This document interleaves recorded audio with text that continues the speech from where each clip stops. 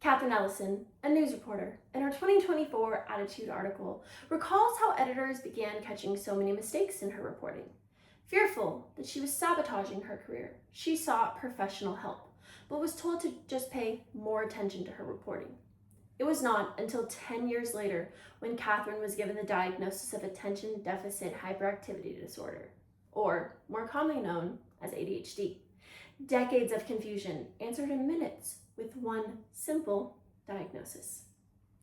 The National Library of Medicine reported in 2023 that during adolescence, boys are 3 times as more likely than girls to be diagnosed with ADHD, whereas in adulthood, that ratio shrinks to nearly 1 to 1. And since ADHD, as the Cleveland Clinic defines in 2025, a genetic disorder affecting the frontal lobe of the brain, this isn't evidence that girls grew into ADHD, rather that they spent years being overlooked.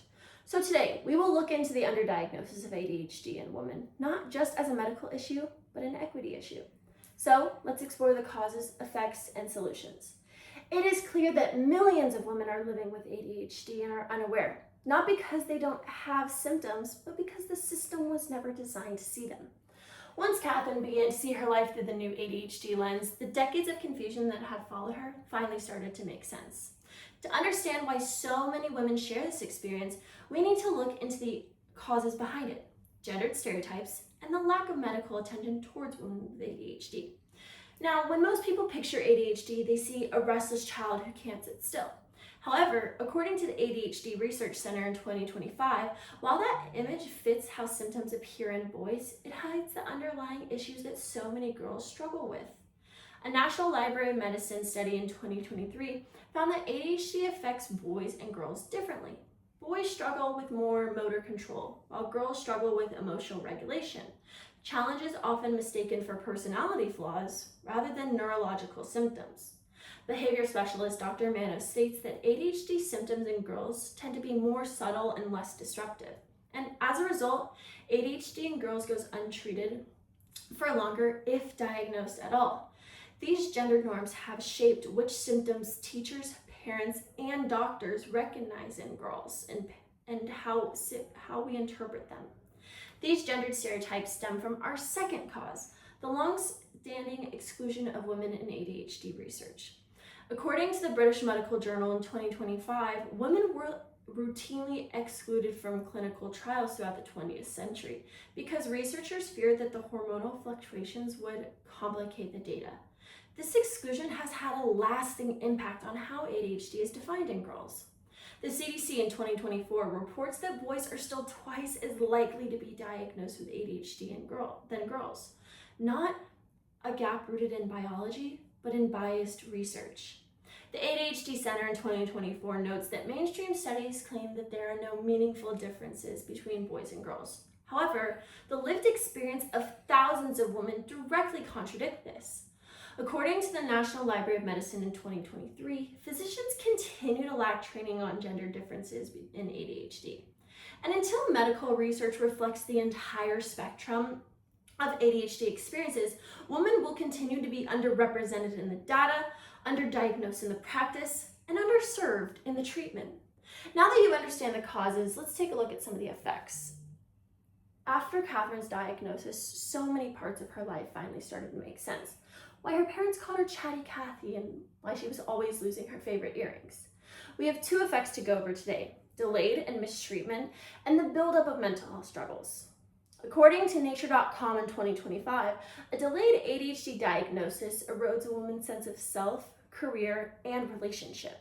And as the Journal of Attention Orders tells us in 2023, many women describe how they spent years feeling different, lazy, and even incompetent, blaming themselves for what in fact was untreated ADHD from a very young age.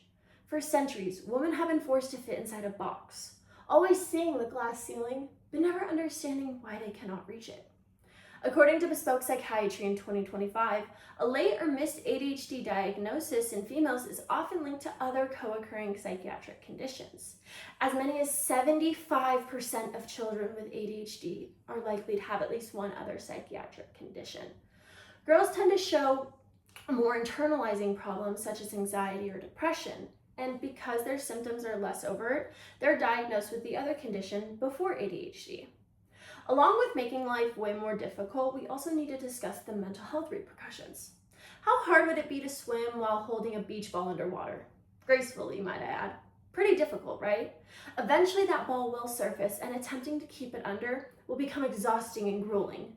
The same goes for hiding your ADHD symptoms. Ada in 2024 names this behavior ADHD masking, and occurs when somebody consciously or unconsciously tries to hide their ADHD symptoms in order to fit in and avoid judgment. While yes, sometimes it can help a person navigate life, it comes at a significant cost. Attitude magazine in 2025 explains how it frequently delays or prevents an ADHD diagnosis, and then those symptoms turn inwards, manifesting as anxiety, depression, and even chronic self-doubt.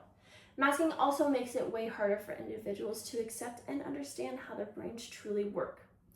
According to ADHD Science and Strategies in 2025, because these symptoms are rarely linked to ADHD, the root issue often goes untreated, and the cost is staggering. Nearly 23.5% of women with ADHD are likely to have attempted to commit suicide. When a woman's ADHD goes unnoticed, it is not only emotional, but life or death. Catherine didn't have the support that she needed, but let's change that by looking at two solutions. First, a legislative, then a personal. To start, on September 23rd of last year, H.R. 5557, Mental Health Services for Students Act, was represented to the House of Representatives. The intent of this bill is to provide funding for K-12 student staff training. If approved, this would authorize a whopping $300 million per year to student staff training in this program. According to Lance Psychiatry in 2024, training school staff is one of the most effective ways to prevent mistreatment and misdiagnosis of mental health disorders in students, especially in low-income areas, where not all students have equal access to health care. Right now, this bill sits in deliberation in the House and faces a long, difficult path forward. No woman like me should have to wait years for a diagnosis that could have changed her life. In a moment, I'll give you a QR code where you can show your support for HR 557. So along with this legislative solutions, let's look at something that we can do right now to make a difference. For far too long, women and girls have been living in silence. And to help change that, I personally have created a community workshop designed to educate parents, teachers, and peers on how to recognize ADHD in young women. It can be shared with your family and friends and highlights different traits, ways to help them, and ways to understand how it works.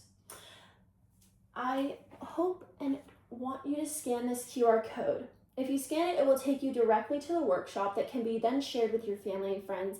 And on the last slide, you will find the QR code to show your support for HR 557 and contact your representative.